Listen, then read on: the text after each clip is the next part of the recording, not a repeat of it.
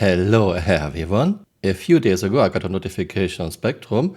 Moderator has closed your thread. Atmospheric room system 4 years later for the following reason. Closed. And here we have Knight Rider CIG. Hey folks, as this conversation dates back quite a while, we are concluding it here. A new thread is always a great way to bring fresh thoughts to the table. And here's my thread. I started this September 2020. Atmospheric room system 4 years later. In this thread I was talking about the atmospheric room system that CIG showed us in a video 2016, and it was still not in a game 5 years ago, and it is still not in a game now. Yeah. Even now, in 2025, Chris still wants an atmospheric room system, but Chris doesn't even make sure that chips are built with an atmospheric room system in mind.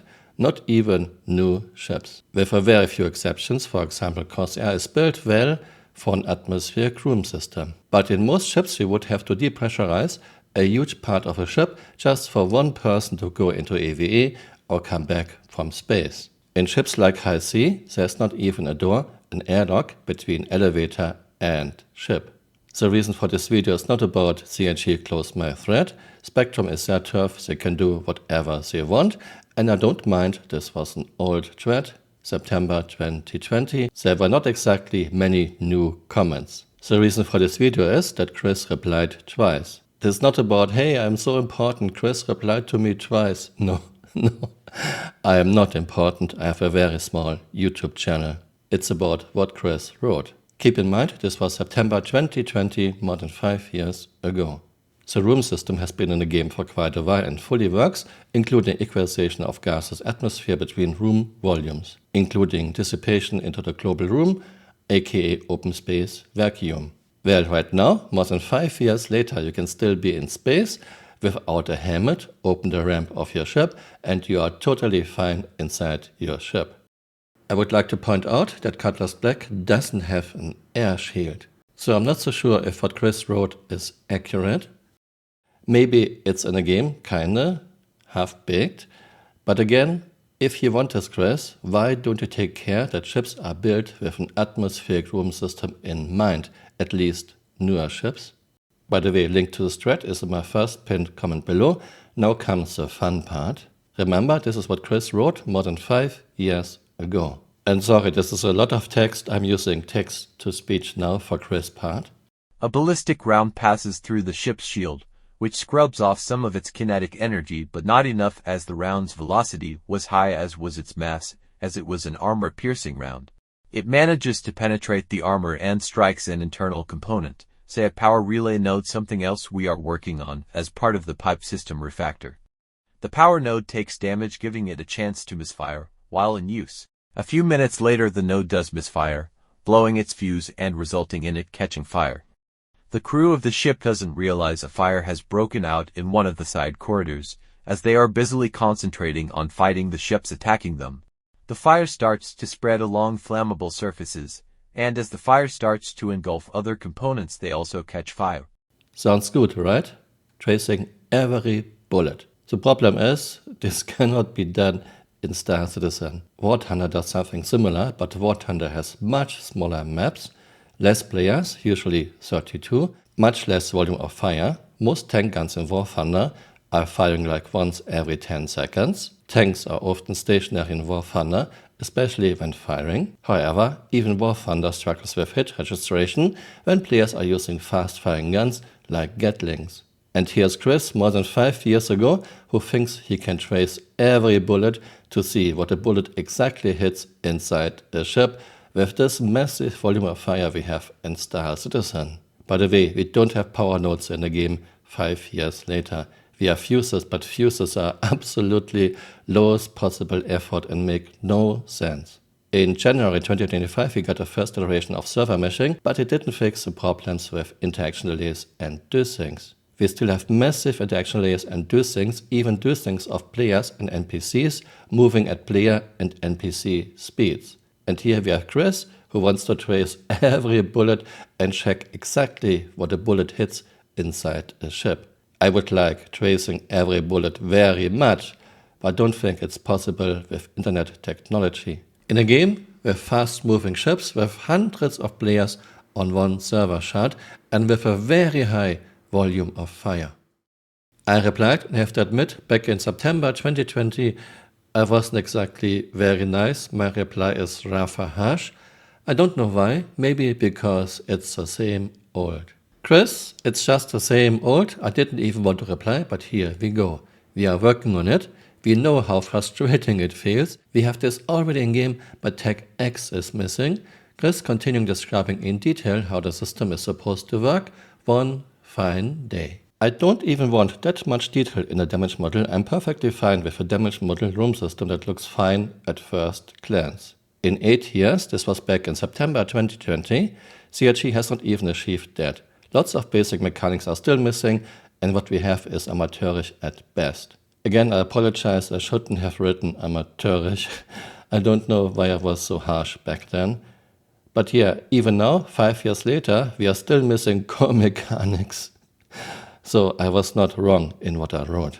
What you, Chris, describe in your comment would take at the very least another 10 to 20 years. If tracing every bullet is even possible in a game that has hundreds of players on one server shard, that has fast moving ships and a very high volume of fire, I have my doubts.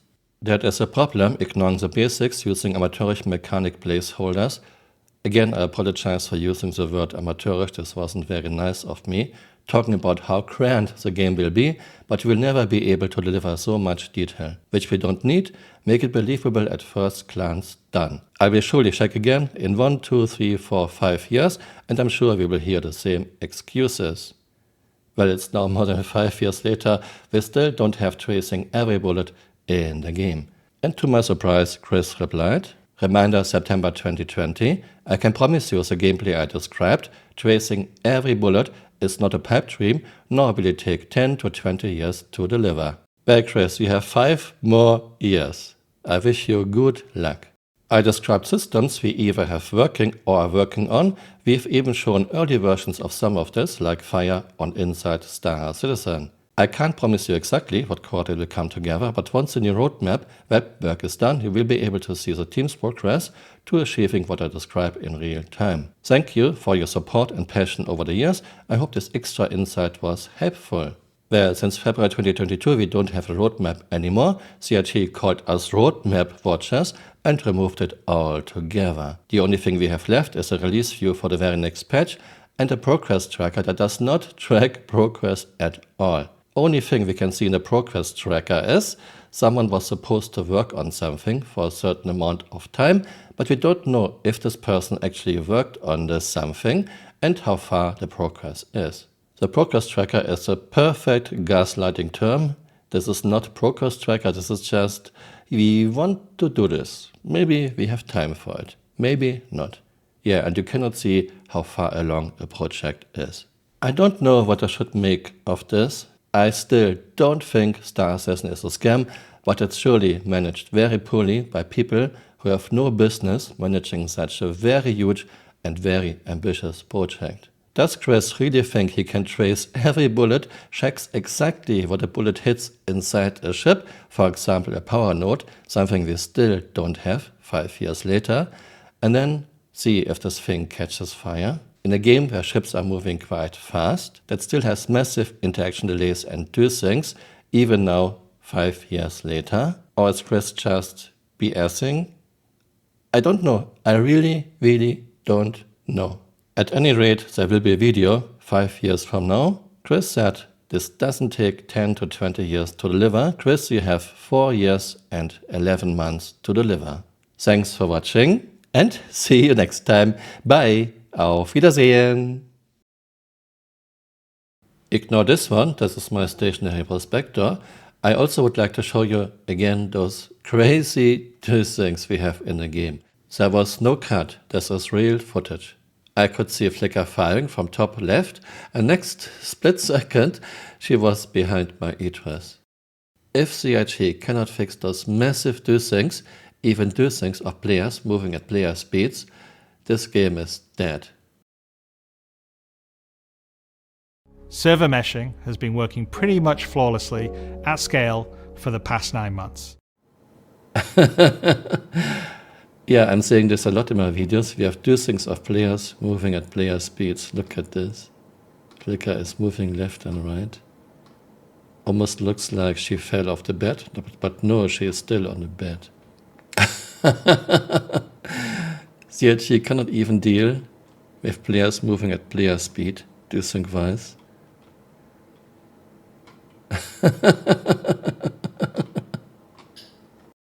I would like to point out, from Flicker's point of view, this looks perfectly fine. She is not sliding left, right, forward, reverse on the gurney. Okay, let's try to push Flicker into the ship. Now Flicker is floating besides the medical gurney. Server meshing has been working pretty much flawlessly at scale for the past 9 months.